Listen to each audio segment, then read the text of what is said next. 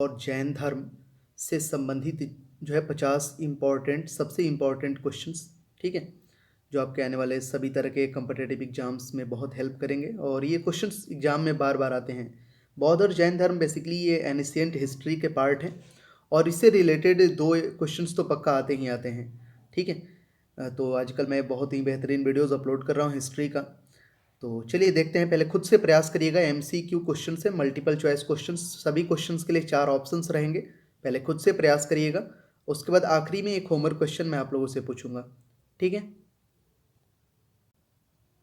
चलिए पहला क्वेश्चन है, बुद्ध का अर्थ है क्या? है बुद्ध का अर्थ आपको ये बताना है।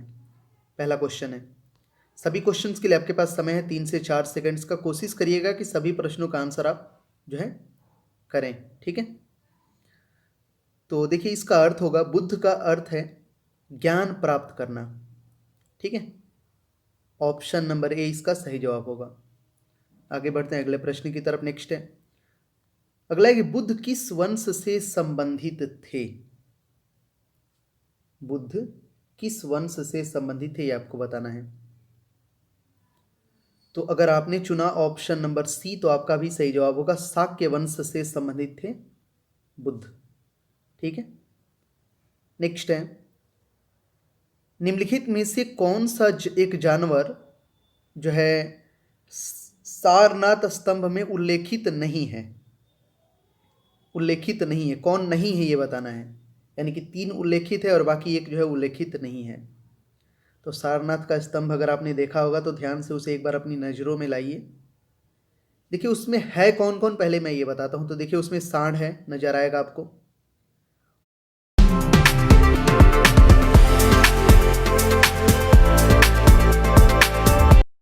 उसमें आपको हाथी भी नजर आएगा और घोड़ा भी नजर आएगा, लेकिन हिरन नजर नहीं आएगा। यानी ऑप्शन नंबर बी सही जवाब होगा इसका, ठीक है। नेक्स्ट है, प्रारंभिक बौद्ध धर्म ग्रंथों की रचना किसमें की गई? मतलब किस भाषा में की गई, कहने का मतलब यह है। प्रारंभिक बौद्ध धर्म ग्रंथों की रचना, तो ये बेसिकली हुआ है पाली भाषा में। सही जवाब होगा ऑप्शन नंबर बी। नेक्स्ट है, महावीर की माता कौन थी? दोनों से संबंधित है, यहाँ पे बौद्ध धर्म और जैन धर्म दोनों मैंने लिया है तो दोनों से मिला जुला के प्रश्न रहेगा।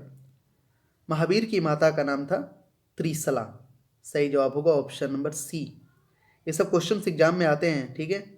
ऐसे जब मैं एनिशिएंट हिस्ट्री का वीडियो लाऊंगा 200 क्वेश्चन वाला, तो उसमें भी ये कुछ प्रश्न जैन और बौद्ध धर्म से रहेंगे। चलिए अगला प्रश्न है, अजंता की चित्रकारी में किसकी कहानी को चित्रित किया गया है?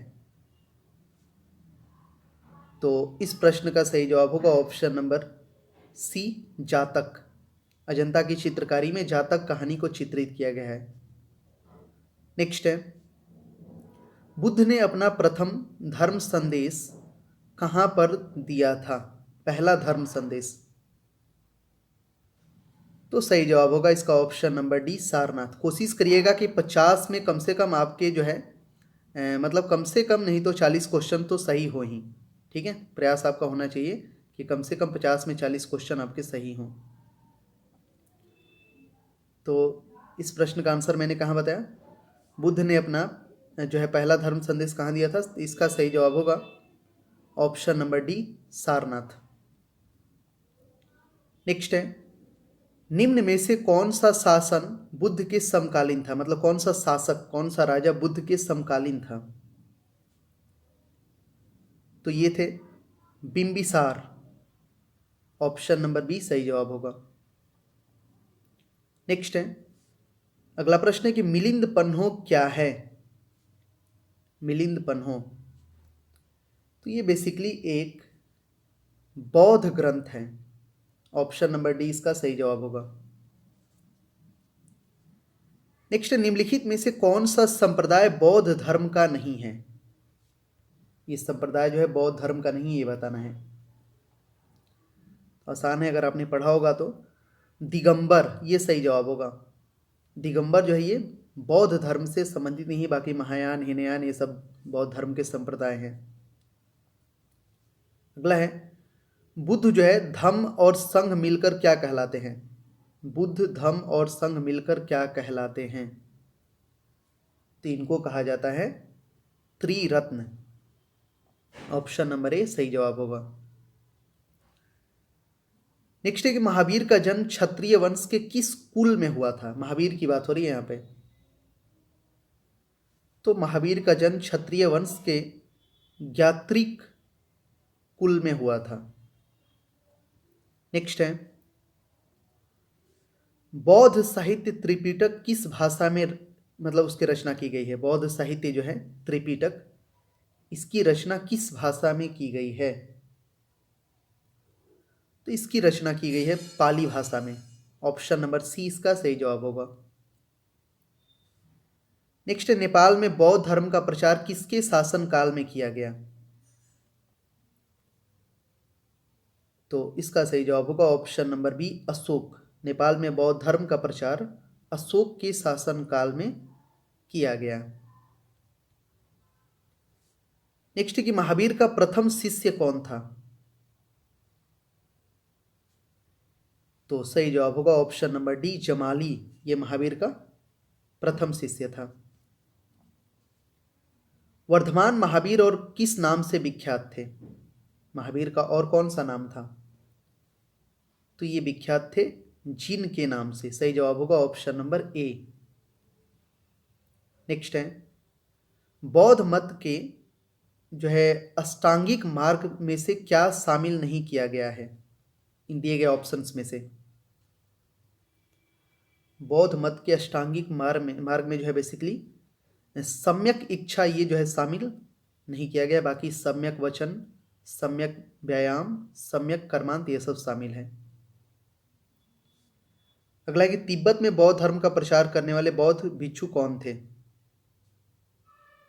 तो तिब्बत में किया था, सही जवाब होगा पद्म संभव। ये तिब्बत में इन्होंने बौद्ध धर्म का प्रचार किया था। किस कुषाण शासक के से बौद्ध धर्म को संरक्षण प्राप्त किया था?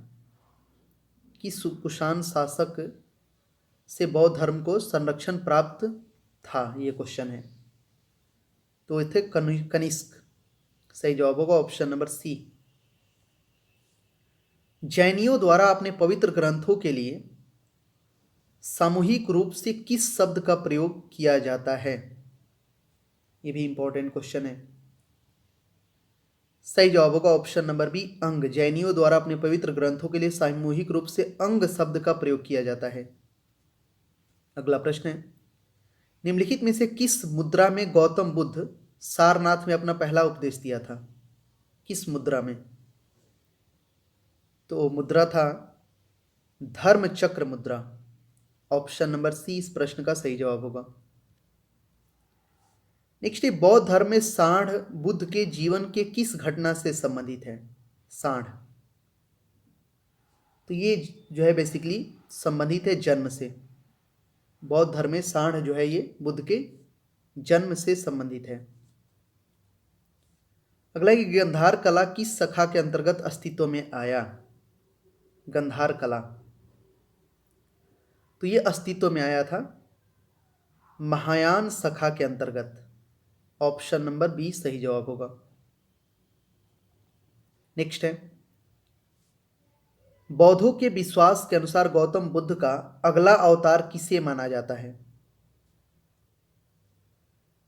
तो इसका सही जवाब होगा ऑप्शन नंबर बी मैत्रेय का अगला अवतार माना जाता है बौद्धों के विश्वास के अनुसार। निम्नलिखित में से कौन सा मठ बौद्ध धर्म से संबंधित नहीं है? तो बौद्ध धर्म से संबंधित नहीं है वो है चैत्य। ये बौद्ध धर्म से संबंधित नहीं है। अगला प्रश्न है, सिकंदर महान का शिक्षक कौन था? तो सिकंदर महान का शिक्षक था अरस्तु। सही जवाब होगा ऑप्शन नंबर डी। नेक्स्ट है, मानव के दुखों के अंत के लिए अष्टांगिक मार्ग का प्रतिपादन किसने किया? तो इसका प्रतिपादन किया है गौतम बुद्ध ने। मानव के दुखों के अंत के लिए अष्टांगिक मार्ग का प्रतिपादन गौतम बुद्ध ने किया है।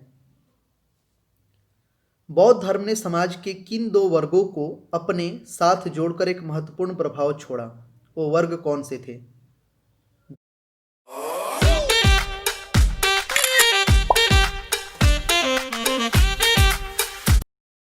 दो वर्ग को जोड़ा था उन्होंने, बौद्ध धर्म ने समाज के किस दो वर्गों को अपने साथ जोड़कर एक महत्वपूर्ण प्रभाव छोड़ा? तो दो वर्ग थे, स्त्रियां एवं शूद्र। इसका सही जवाब होगा ऑप्शन नंबर डी। नेक्स्ट है कि बुद्ध को ज्ञान प्राप्त कहां हुआ था? कहां हुआ था, वो जगह का नाम बताना है। तो वो था बोध गया, बिहार में है ये, ऑप्शन नंबर बी इसका सही जवाब होगा। नेक्स्ट है, निम्न में से कौन सा बौद्ध ग्रंथ भारत में सबसे बाद में लिखा गया? तो सबसे बाद में लिखा गया था वो था वामसात पाकसिनी, ये है सबसे बाद में लिखा गया बौद्ध ग्रंथ। नेक्स्ट है, निम्नलिखित में से बौद्ध साहित्य की पहचान कीजिए। कौन है इसमें बौद्ध साहित्य? तो यह है त्रिपिटक, ये बौद्ध साहित्य है। ठीक है। नेक्स्ट है, निम्न में से कौन सा शासक बुद्ध के समकालीन था? बुद्ध के समकालीन, सही जवाब होगा ऑप्शन नंबर डी, महापद्मानंद जो हैं ये बुद्ध के समकालीन थे। नेक्स्ट है, निम्नलिखित में से महावीर का परिनिर्वाण स्थल कौन सा है? तो वह स्थल है पावा, ऑप्शन नंबर ए सही जवाब होगा।